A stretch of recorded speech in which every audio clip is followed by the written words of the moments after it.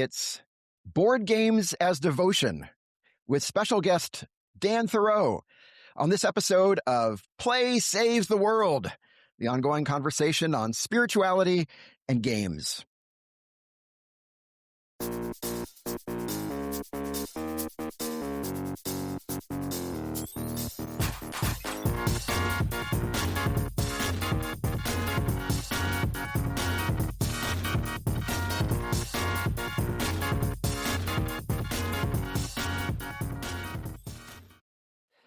Hello and welcome, everybody, to Play Saves the World. It's so good to have you here today.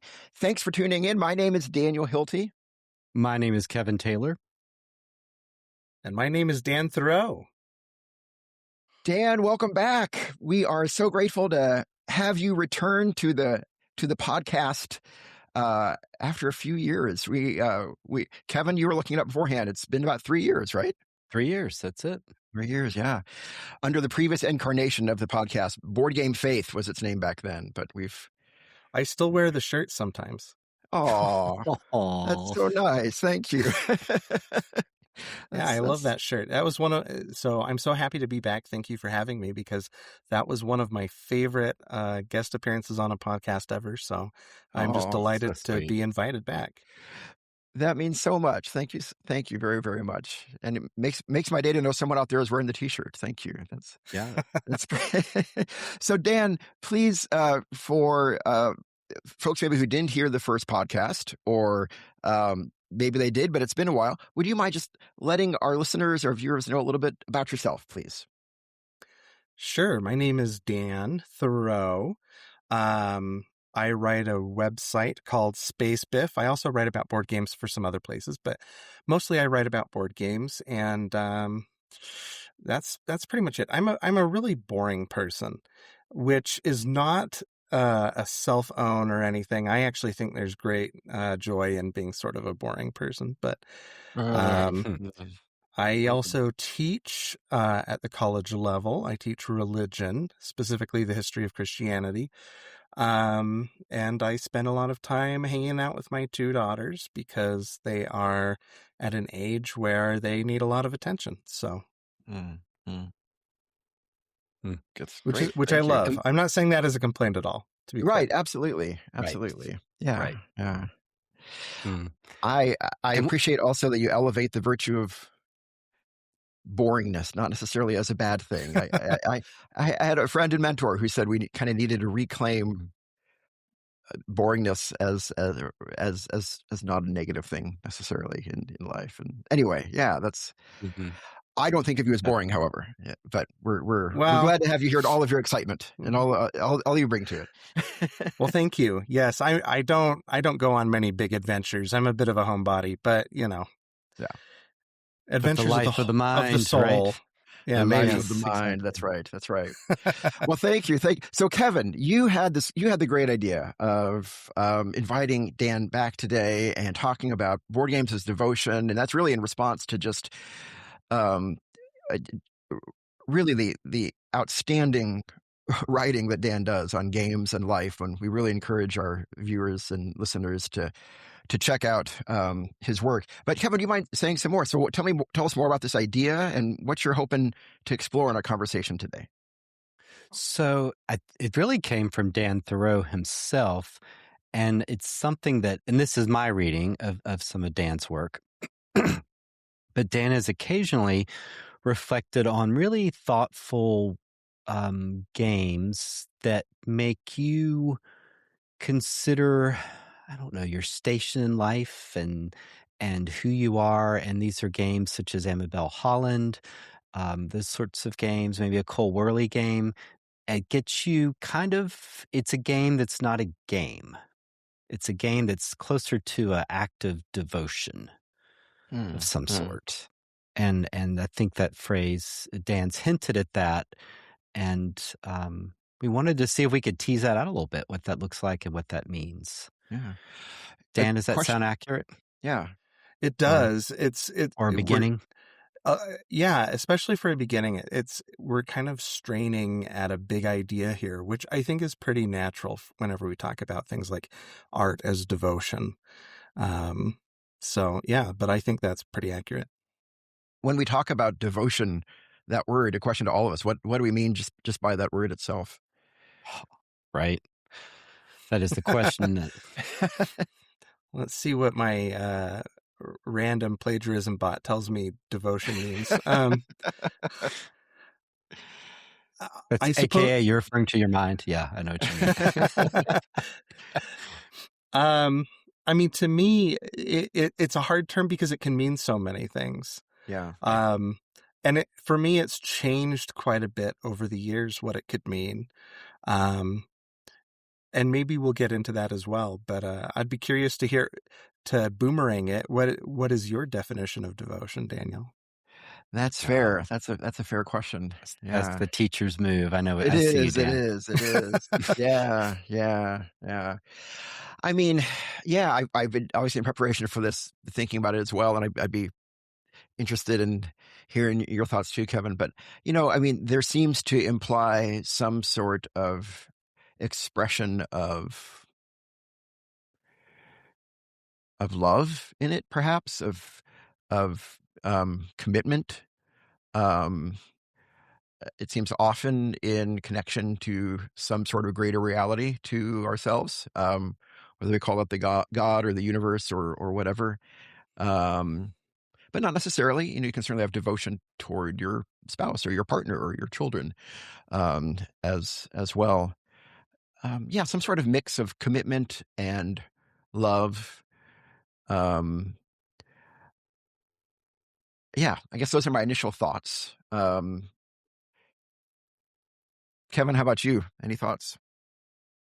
When I think of an act of devotion, and this is coming out of my own, background, because that's all I got to some degree, is Mhm. like in college and other stuff coming out of a Protestant mindset. A devotion was like reading a devotional book Mhm, or Mm. reading the mhm. Bible. So my Yeah, utmost yeah, for his highest, that kind of thing. yeah, yeah. And so when I think of that, I think of it as connecting to something outside of yourself. So it could Mhm, be an mm, awareness, it could be connecting with God, spirit. You can define that in different ways. And a devotion, it could be something you do with someone else. So I think of it as this connective act. mm, And mm, that to me is at least one possibility is this board game experience is connecting you beyond just winning or having fun. There's like another connective tissue, fiber, mm, mm, tendon mm, there. mm. I like that. Yeah. Something that connects us to an experience bigger than the game itself, perhaps? Yes. Is that what I hear you Yes. saying? Hmm. Yes.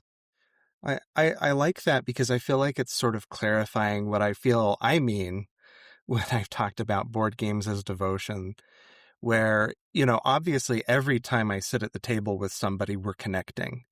So I don't really mean just connecting with people because we're always doing that. So that's almost sort of that's a requirement of play Right. with people to some degree anyway, is that level of connection. So I suppose when I talk about devotion, I am thinking when you talk about something outside of ourselves, I do think of, Rudolf Otto's numinous, right? That there is Oh. something behind what we perceive, something larger, Mm, something awe-inspiring, and it can be hard to define that thing. But when Otto tries to explain, and this is an idea, of course, that like Jung and C.S. Lewis all kind of riffed on in their works, but this notion that there is a reality that lies a little bit behind our perceptions. mm, And when I talk about devotion in games, I do think of us as trying to connect to that third party.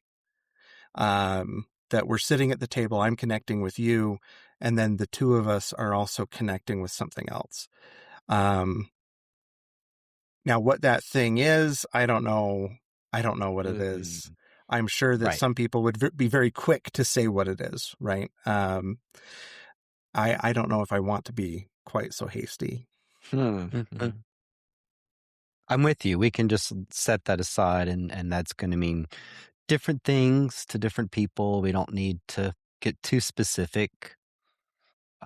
I do think the contours are probably going to be similar. It's going to be something along the lines of acceptance or connection or right? Kind of that in the moment, that flow state. So it's not that it's utterly different to every single person, but it is going to have a different tonality or something like that, depending on the person and their history and background and situation and everything. Yeah, and I mean, I've definitely played games where I would say it is something very in line with what is probably all of our background, where I would say, like, I feel like I'm connected to God or to a Mm-hmm. spirit of some kind. But there are other times where I've played a game where I feel connected to the earth or to somebody who has been dead for centuries, or I feel that very deep Mm. connection to an individual. Um, and I, and to be clear, I'm not speaking of some sort of animism. I don't think I'm really connecting to that individual. I'm connecting to this sort of hexaity with them, right? Like thisness of them, to understand them a little, to brush fingers with them across time and place, Mm-hmm. can feel very removed from myself, even though I know that they're not there, that I'm not really communing with them, but that I am in some sense understanding them in a way that maybe they would find satisfying. Right. Right. And that makes me think of a book, right? Like you can read a book from someone by someone from long ago, or maybe even a biography, and you can have that sense of connection with that person, sort of getting in their mind, getting in their world. And the game can do that as well if it's a historical game, especially sort of Yeah. feeling what it must have felt like. So, And sometimes the examples are a little funny, I think. I I've been thinking in preparation for chatting with both of you about some of the games that I would say have evoked this sensation in me. And some of them are very positive feelings. But there's also a game that I listed as one of my favorite games to come out last year that is a game about a war criminal. It's called Anota, designed by a Spanish designer, Paco Gradaya.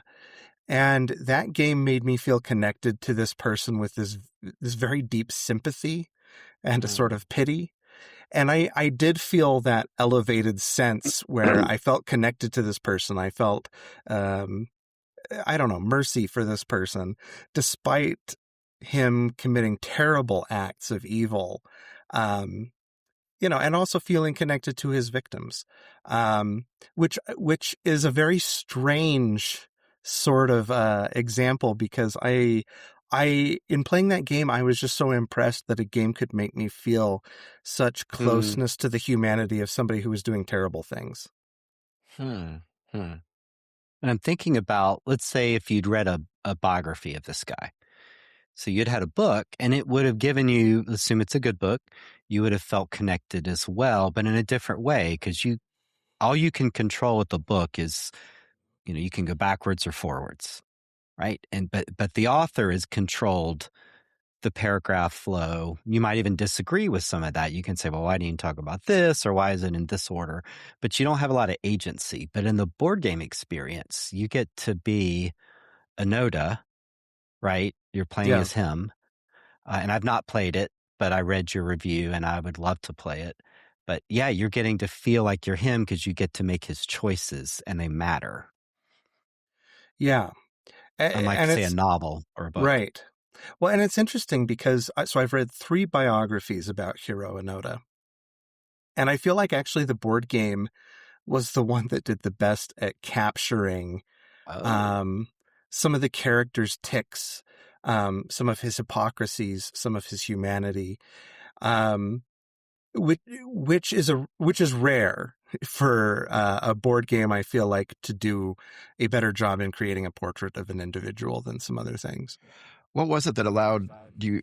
Are you able to say what allowed the game to create that greater sense of connection and sympathy than the biographies? Was it this element of agency in it? Was it just I think that's a great question. And I think that agency plays a role in it, like C. Tai Nguyen talking about that games are the art form of agency.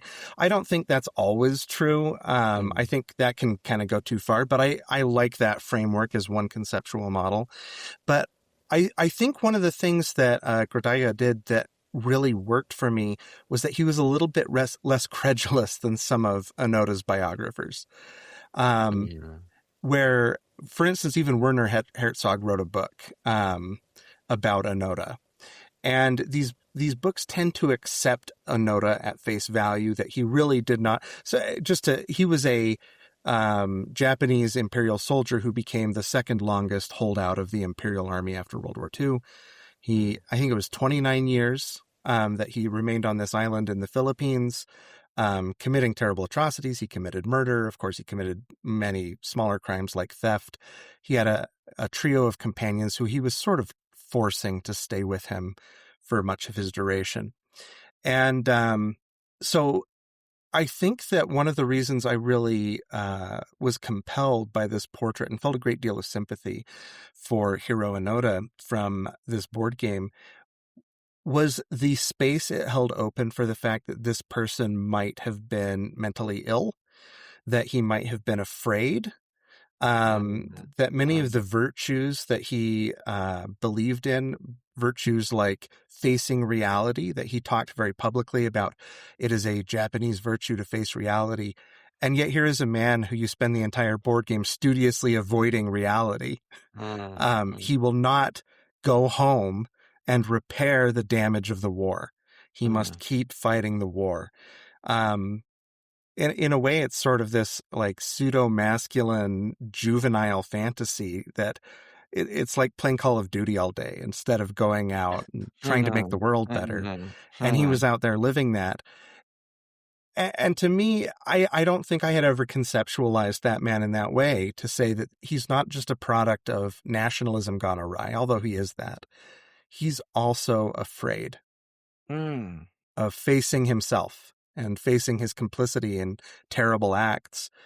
And I don't know if that's the case. I don't know if that's true or not, but I liked that the board game provided more of that portrait than multiple, including Onoda's own, biographies of his actions.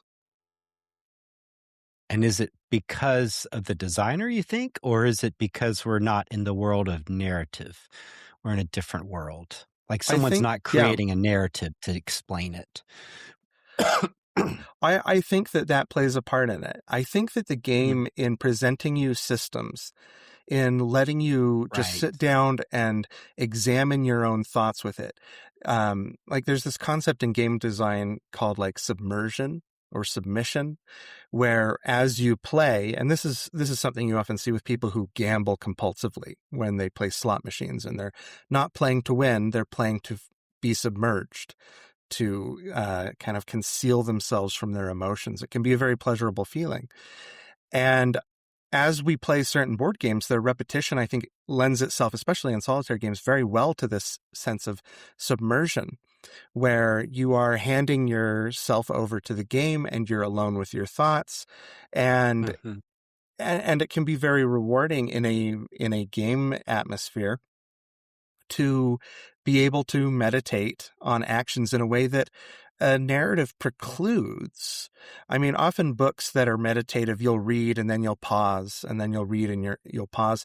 The agency you have in that moment is to cease, right? To choose to be alone with your thoughts. But a game where you have to, especially a board game where you have to physically carry out repetitive motions, I think invites the player to think while they're carrying out necessary bookkeeping, for example. And That's really interesting. And I think that's pretty unique to board games. I don't even think this would work in a digital video game, just because the bookkeeping would be handled by the computer, right? Yeah. In the board game, the act of having to lean over and pick up a token and think about what it represents, and place it on the board, that these are villagers who are hunting for you because you stole from their village, or this is an increasing alert because you've committed a crime. Having to think about what that is instead of having it just placed there or told what it is, I think invites the player to do something very different than if you had read that narrative or been told it or watched it on a film reel or whatever. This reminds me a little of how sometimes a book or a movie might affect me, but it's in the remembering of it later. So you're for example, I don't know if you guys are into horror movies, but Bone Temple is out, and that's a Yeah. really interesting movie. It's very gory. I mean, warn you. So, Yeah. did you see it, Dan? I did, and I loved it. I loved But it too. I would not recommend my mother see it. Yeah. Yeah, there's bits that make me squirm, or one bit, but I thought about that movie a lot. But to your point, it wasn't in the midst of it or the pausing; it was the driving, and bits would come into my head. And a book might do that as well, or uh, you know, thinking about something I've got to compose or write. I might, while I'm driving. Driving's a great time for me because my mind, like you're saying, I'm kind of occupied in a way because I'm driving, but 40% of my brain can wander Right. and cogitate.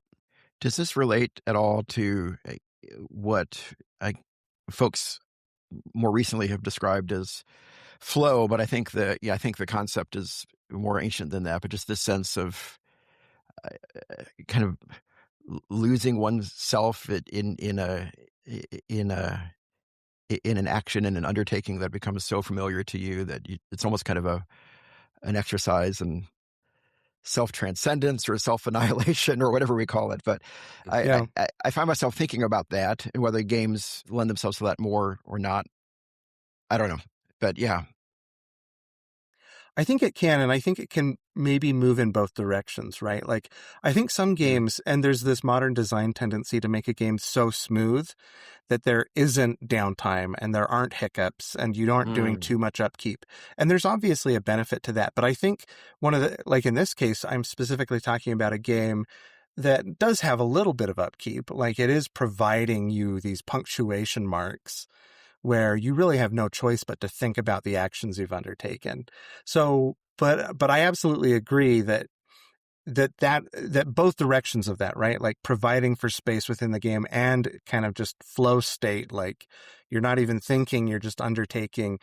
These are probably both elements, kind of maybe on the same spectrum, but opposite ends, that would create a certain introspection. I think it's pretty. That's a great line. Sorry. Yeah. Creating introspection. Yeah. Like, I think there's a good reason why board games, the way we conceptualize them as things that are played with dice and with cards and with uncertainty, are the realm of faith when we rewind a certain number of years. That, the first apostle after, was chosen by dice, right? Like, Right. Yes. games were meant to be the way that God would speak his aleatory desires to you. I don't think that is something that I'm saying as a religious statement. I'm saying that as a very human statement, or it can be religious too. I'm not trying to discount that. I just think that we as humans, it's very natural for us to see that numinous in random chance and in these things that we are sort of impacting, but not really, that you throw dice and they speak back to you. That welcoming of introspection, I think, is very natural to certain types of play. Anyway. Yeah.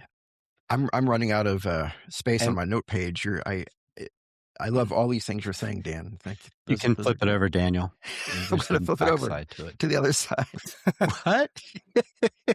What is this magic? No, that is rich, and it makes me think of how part of religion is accepting a certain lack of control.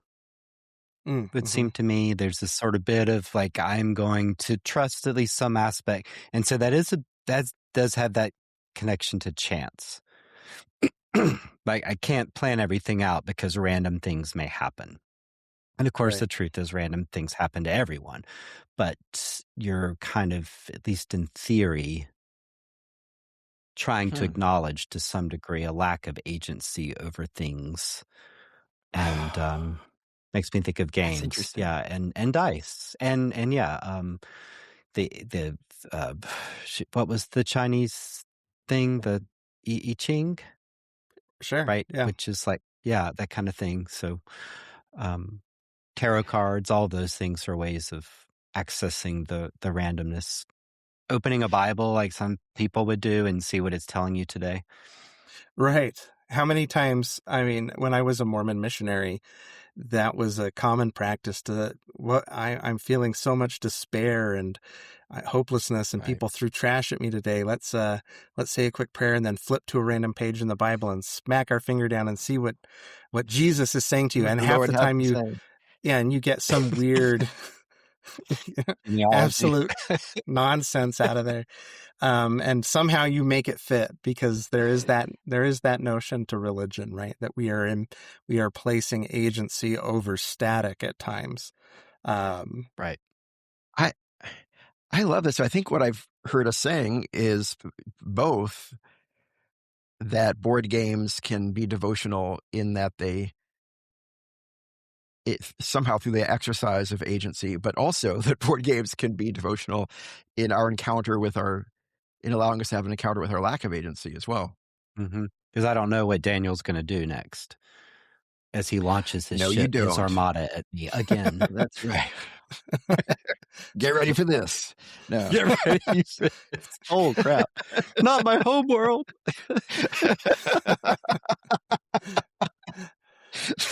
Where are the plans? No. That's great. Maybe just to shift a little bit, Kevin, I know you this is something you had mentioned in your kind of show notes thoughts for the episode. This idea of exploring our own identity, our own kind of role in the world. And we seem to be getting a little bit into this already.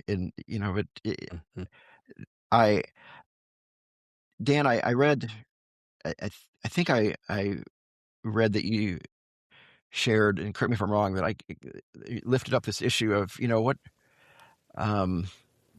role playing games versus tabletop games, and is there this conversation, this debate, whatever you want to call it, about what allows for imagination or for exploring other roles more. I think it seems, at least at first blush, it seems really apparent the ability of role playing games to help us explore other identities and things like that. But Yeah. I mean, what I hear is saying is this is something that's certainly possible through more traditional tabletop games as well, or are they limited to some extent in that? I think that right now there's this really weird discourse between this isn't new, but right now it seems to have flared up again like a fever, where one medium is seen as superior to the other, despite them being really cross-pollinated. Yeah. Right. Like women's parlor games and women's bridge club are kind of like both the dawn of these modern hobbies, right? Like where you play like a parlor game of Let's Pretend and bridge, and they're the same clubs, they're the same societies, they're the same women. And we have sort of turned them into these separate tracks. And I do think they teach us different things. But I think they're a little more interrelated than some of their vocal proponents would tell us. I do think they are slightly different mediums, though. For example, I think roleplay lets us inhabit another role pretty seamlessly. However, I think board games are very good at showing us a role, or showing us a system. Board games tend to be really good about showing systemic positivity, negativity. Like, there's a reason that so many board games are about economics. They're they're very good at presenting, like, here's how money works, here's how trade works, here's how negotiation works. Those are systemic things. But at the same time, I've had tremendous experiences, including things that I would say are devotional style experiences in the vein that we're talking about, both with role-playing games and with traditional board games that don't contain much role play. And so it's hard for me to see too much delineation. I think anybody taking a really hard stance on one being superior to the other is probably, I mean, it strikes me as special pleading. Like they like role Mm. play more than they like board games, so they argue it's better. Yeah, yeah, you're right, right, Right. right. Yeah, to your point, I've seen kind of a bland game in terms of theming can still bring out a certain role in us, like the trash talk or the you're gonna shoot the moon type person, right? Like it, we can inhabit a role even outside of the game mechanics. Like I'm not being told you should be risky, but I can decide to be risky in the game. And then later when we play it again, you guys are like, remember that time you just swore you could do that, then you got a 1. So then it becomes a bit of the lore of the game. So yeah, that itself is kind of a role-playing game. And it's interesting that, one of last year's best games, I think, was Molly House. I don't know if either of you have played it. But that's a game that invites you to play a role that is very foreign to most of its players. Not only because most of its players will be, have kind of the ordinary gender or sexual orientation, but also because the game, even to people who might identify as queer, the identity of queer people in 17th century London is very different from modern queer identity. And so the game is asking kind of everyone to step outside of themselves a little bit. And so it's taking you to this role in a very board game way, but then it's raising these moral questions of you that it's sort of asking you as the player to now role play in this very foreign mindset. So it's doing both in a sense. And the way that the game uses its card play to evoke like a certain wildness, like being at a party or having you're at your own party and someone is mean to you and suddenly it's your party. You're going to cry if you want to. And it does so many interesting things that are very board gamey and very role play-y at the same time in a way that I haven't seen any other medium really accomplish. And that's a game that specifically I've had so many powerful experiences with it, where one of the things I do on the side is I have worked for years with a group that does outreach to queer Mormon youth, specifically who are struggling or their families aren't accepting them or whatever the case may be. And this group has only in the last year or two started doing play therapy, where they start using board games as a way to help people open up, feel more comfortable. Obviously, there's a lot of role play, but I've been able to sit down with parents and children with Molly House and use it to kind of explain, like, this is not how your child is, but this is still explaining something universal about the desire to be seen, the desire to connect with people, the need to find a partner.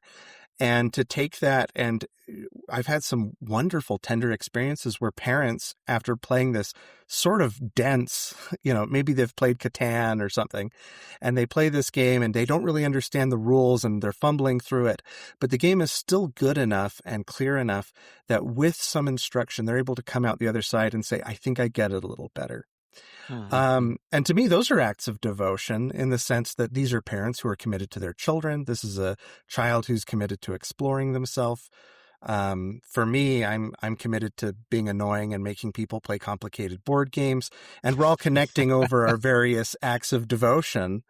And it's been truly remarkable, I think, to have these experiences with people over a board, over a folding card table, that to me are every bit as present and awe-inspiring as those that I've had in a church. And when you say the parents maybe say, I get it a little bit more, they're getting their child more, right? That they're understanding. Is that Yes, that they're getting? Yeah. Yeah, I love that ability to connect to a different mindset, a different time. So yes, Molly House is really cool. It evokes that party sense. So I played it a few times. I've not managed to play it where it got a nail biter, right? Like somebody Mm. was the traitor. And I don't know if we did the rules wrong or we just, everything seemed to work out. But I love that one, and I love Endurance by Amabel Holland Oh yeah. because it's such a metaphor, and you can play the whole game just as a survival. And then you read the instructions more closely, and she's saying, this describes my transition to understanding who I really am and the miracle of threading that needle and not dying in the process. And then I read that and it's like time stopped for me. I'm like, Hmm. oh, this is what this is like. And how clever are you to have created a whole game about it's sort of like the Narnia thing, right? Like you're like, oh, and you're like, Right. that's what this is about. Wow. And you see through the looking glass. And I felt I don't know. Yeah, it gave me a whole different way of understanding. No, I shouldn't say a whole different way. It gave me just a different lens. It's like I could see it from a different point of view than just intellectual. Yeah, I'm So, glad you brought yeah. that up because that is, I'm going to write that down because Endurance should be on my list because that's absolutely a game. I'm thinking of trying to write an article in which I try to express some of these ideas more clearly because many people have asked about it. Because I think until now I've only really alluded to it. But And that's Endurance what is I a picked up tremendous on. Yeah. example. Yeah. Yeah. Hmm. Yeah. And even Nicaea, another Amabel Holland, of this sense of how fragile history is. And later we claim this absoluteness, but you realize it's back then is more like now than we care to admit. It's just people kind of And being some of these are people. very challenging games. I don't know the texture of your audience. Um, but some of these are games where I have had people in my faith tradition, at least, or some in kind of sister traditions, Protestantism from America, be very upset with some of these games. And so it's always, I'm always a little nervous, honestly, to talk about them, which I suppose, you mentioned acts of devotion broadly. I think that one of the things I get out of many of these games is a sense of trying to be courageous. Um, which is so when I'm writing about these games, sometimes I will admit I have to try to pump myself up a little bit. I know I'm going to get some nasty emails, and I consider that when I'm sitting down to write those and I'm feeling a little afraid, and having to remind myself that that's when one can be brave is only really when you're afraid. And to me, that becomes an act of devotion around the game as well, is the act of discussing it or sharing it with people that maybe one is a little hesitant to engage with. Um, and maybe that's the old missionary in me. I don't know. You're both you're both pastors. You're both teachers. What would you say?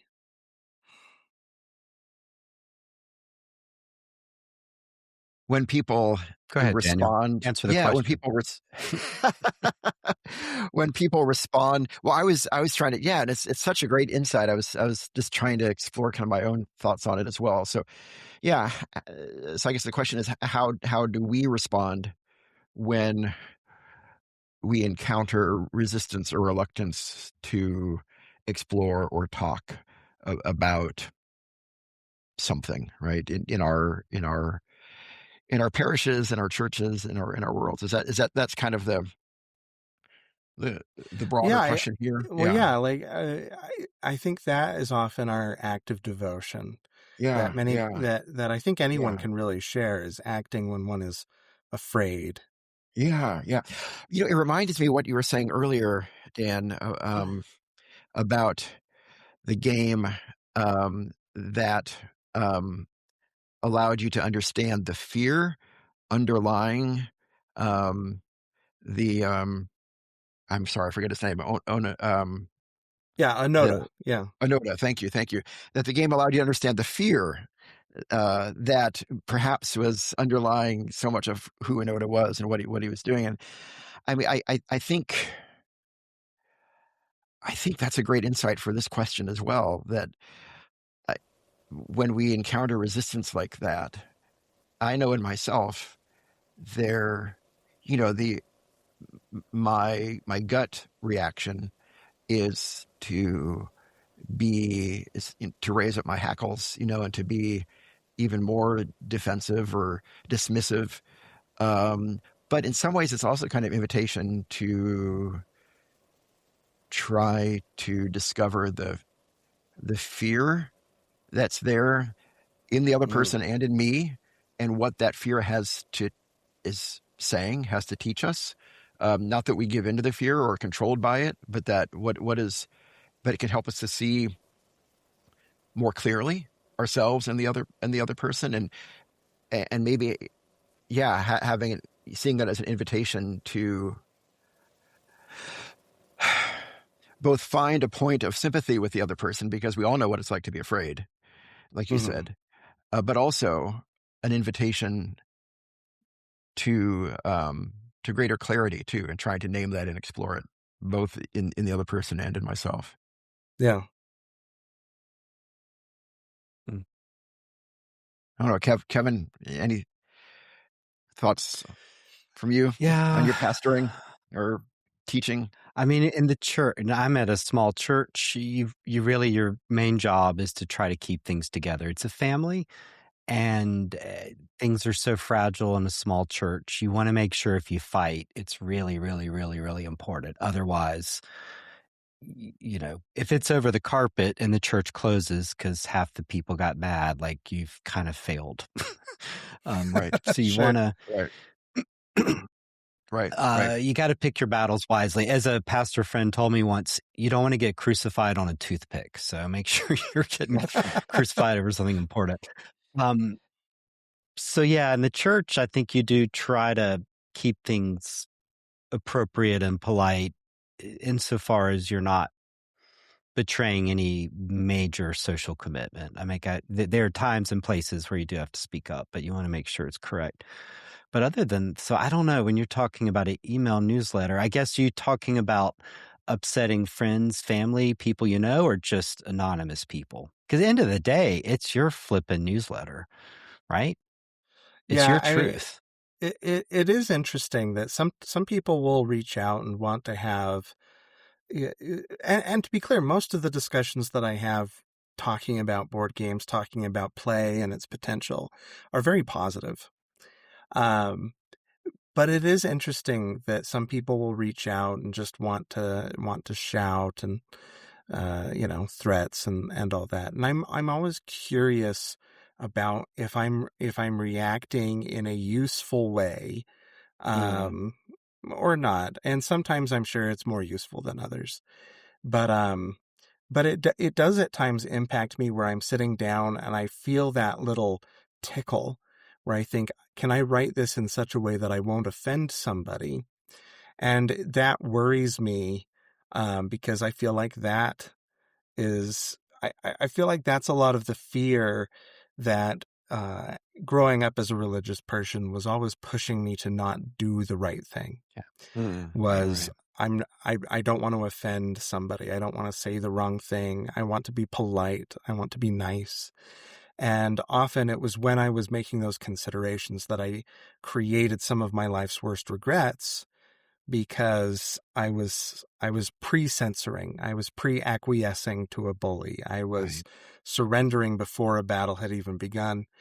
And much of my feeling toward these games now is that many of these are works of art that deserve to be talked about plainly and boldly, um, because they themselves are plain and bold, and are speaking to this, third party, this awe-inspiring, wondrous thing that binds us together. Um, anyway. Mm. Yeah, We it seems to me the people that are offended are just reading the wrong newsletter. And at times in a church, you have that thought, and I'm sure Daniel's had it, and Dan, you've seen it, where you just meet people and you're just thinking, you'd be a lot happier if you just went over there to that church. Like, those are your people. You're here because your mom grew up here or whatever, and you think this is your people, but those people over there are just like you. Go over there. But they won't, right? You just wish you could sift everyone into their appropriate little silos. Oh dear. Because then, right? Well, I mean, yeah, I didn't mean that quite as ugly as I sound, but I've seen sometimes folks that, not my current church, but in times that they wanted to push things a certain way that wasn't what everyone else wanted. And they could find a group of people that aligned with what they wanted pretty easily. Just, just Google it and right. So it's kind of the problem of you're in the wrong place. And so I guess I'm thinking of that in terms of the newsletter of like, you're in the wrong place. Like, this is Dan Thurot and this is how he approaches it. So don't read Dan Thurot if this is going to upset you. There is that element, right? Yeah. Don't go see Bone Temple if you don't like freaky deaky stuff. Yeah. Just don't go. I remember No being one's in making you. There was a movie that's quite shocking called Infinity Pool, a horror movie. And I remember, I don't know why, but we went and saw it, and it was me and my friend and then these two grandmas in the theater. And it was such a distressing film that they kept getting up and pacing up in front. And at the end, they very loudly turned and spoke to me and my friend and said, "Wasn't that the worst movie you've ever seen?" And I said, "Well, I really liked it." And they were in fighting mood. So they were like, "Wait, what could any person possibly like about this?" And it just occurred to me, you could have left at any time. This movie was morally appalling. It was asking very difficult questions of the viewer.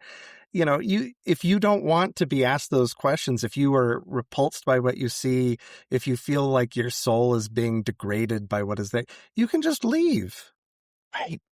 The exit is illuminated. Mm-hmm. I True think words. this also, brings up for me just a couple things. I mean, I guess I'm going back at first to the question about how do we handle it. One of the more helpful pieces of advice I got from a pastor a long time ago is, so often when a person is getting mad at me or whatever, but I think it's very often not about really me, or, it is about that fear or about that whatever. It's about the thing that their mom and dad said 50 years ago, or it's about, and it's about all of this stuff. But another theme it reminds me of is something that that you've written about, Dan, with this just sense of like, coming to terms with what we bring to the experience, right? I mean, being honest about what we bring to the experience of a game or a shared activity. Both for good or for bad. It can create a positive experience that our background that we bring to this game, or it can create a really negative experience. I read your review on of Keep the Faith, which, by the way, I found haunting in all of the best ways. So thank you for that. Well, thank you. I wrote down your final point was this idea that religion, maybe the one commonality of all religious experiences, is that we all like to pretend that we're the ones that have never changed, right? That we're the ones that go back to the very beginning. Right. And I don't know how you've been listening into my conversations, but I've used that line many times. So that was indicting in all the best ways. But just the sense that,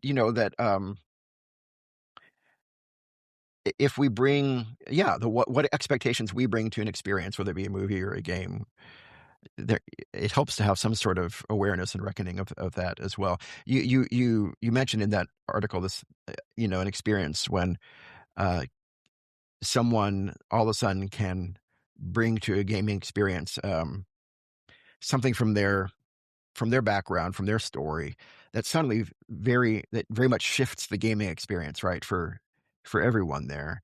Um, it called to mind, a year or two ago, I was playing a party game, just a silly party game with some folks, some of whom I didn't know super well.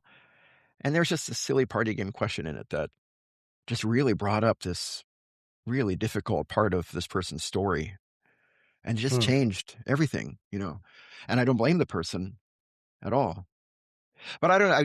I mean, to what extent are we, I guess maybe it's also to say is maybe games as devotion is also an invitation to come to understand parts of ourselves more clearly too, and what we bring to the game. Maybe. Yeah.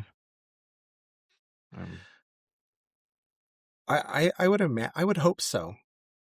My wife has a code with me now that when we're in a social situation, that she will say a certain word if I'm starting to get too heavy, because to me, this is joy, is to have heavy conversations yeah, and to learn about somebody's troubled past and to share some of mine, and in so doing kind of lift each other up a little bit. Like, to me, Yep. that is very Yep. joyful. Yeah. But not Very everybody pastoral. wants, not everybody wants to do that. And Yeah. I'm really terrible at recognizing that. And so my wife will kind of be like, give me you're becoming a bummer. You're not a good hang right now. And as like a code word, like, it's time for you to do some small talk. Like, none of this, like, talking about dead theologians and what that means for suffering. Like, let's cut that out. And so what you're saying is, to me, just like, this is what games are for, is for us to sit down and share and create an avenue for us to learn more about ourselves. Yeah. But I have to recognize that that's not what a lot of people want from their board games. They want to, do a fun puzzle, spend some time thinking about fake money. Mm-hmm. I'd like to attend a party with you and your wife. Little escape. You sound fun. Yeah. Go ahead, Well, Kevin. I interrupted you. Well, if you're ever in Salt Lake, let me know, and we'll have you over for dinner, and you can find out firsthand what a bummer I can be. What a bad hang. Remember that. No, not at all. Not at all. Oh, me. Well, any concluding thoughts as we wrap it up? Acts of devotion. I did think sometimes games are playing with symbols, right? And we're kind of bringing certain meaning to it as we bring. And it did make me think of active devotion. Sometimes you get that with elements of, again, I'm going to Christianity, but you hear the Psalter read and it talks about the balm of Gilead. And you're like, I don't know what that is. Sounds kind of nice. Or, what does that mean in my life? And there is a little bit of that, either reading the Bible, reading devotional, or being in a worship service, where sometimes it gets you thinking about your life symbolically, right? Like, what is the balm of Gilead to me? And I've been in Bible studies in the past where people are going to do that directly, right? What is your, I don't know. What is your cross to bear? What is your hope? What is your promised land? And maybe that's another point of connection, is that semiotic landscape, especially when something like the Bible or church, you are dealing with ancient texts, and so we don't really know. There's a lot of mystery to it because so much has been lost. Yeah. What that brings up for me is that I had a very powerful, very disconcerting gaming experience back in November, where I was invited by a Jewish game designer to play a game about the Holocaust. And there was a moment in that game when we were instructed to tear a card in half. And and to me, it was just so evocative of that. We think of these game pieces, I think, very naturally as being somewhat sacred, because they are, of course, these are the mouthpiece of God. This is Right. this is how the static speaks to us. And so to destroy one has all that solemnity of, throwing an offering into the fire, or Yeah, turning over breaking a cross or something. It was just a very distressing, necessarily moment. And I've thought about that game quite a few times. I even kept my torn up cards for weeks afterwards, until my wife was like, you're spending a little too much time staring at these cards and being somber. So I had to throw them away. But the way that games create symbolism, I think, is fascinating, because it is ultimately just a symbolic language that we're all engaging in, isn't it? Mm-hmm. Mm-hmm. Mm-hmm. Mm-hmm. Yeah. And religion can function that way as well. Yeah, Sometimes yeah. people say, I'm going to pray for you. And they actually actually may not pray for you. But what they're meaning is, I care. And that's a Yeah. challenge, I think, for people to hear, is that you don't have to be offended or take that as hypocrisy. You can just see that that's how they say, hey, I'm worried, I care. Mm-hmm. And the Sure. mechanics of it are kind of beyond that moment of when they express sympathy. So that's a semiotic symbology there going on as well. It's sort of a code when you go into church of how you talk, and then you go home and people start popping a beer and watch the game. Because the game has been put up, right? The mass has ended. You go home. Yeah, now we go home to the real religion, the real Okay. national church, the cathedral. That's right. That's right. That's right. Pigskin.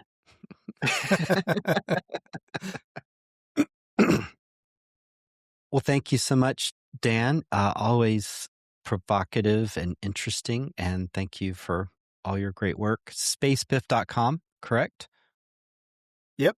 Thank you. Yep, that's me. Thank you for having me on. It was lovely to chat with both of you again. Dan, it was just great. We really Excellent. appreciate you being with us. This has been a wonderful, wonderful conversation. Well, thank you. Absolutely. Yes, and I very much appreciate both of your insights. So, Thank you. Thank you. Thank you so much. I think my internet's not stable. Why don't you close this out, Daniel? Yep. If people want to get a hold of us, they can playsavestheworld.org or email us at playsavestheworld@gmail.com. We thank you so much for listening, and we look forward to hearing from you and seeing you next time. Thanks so much.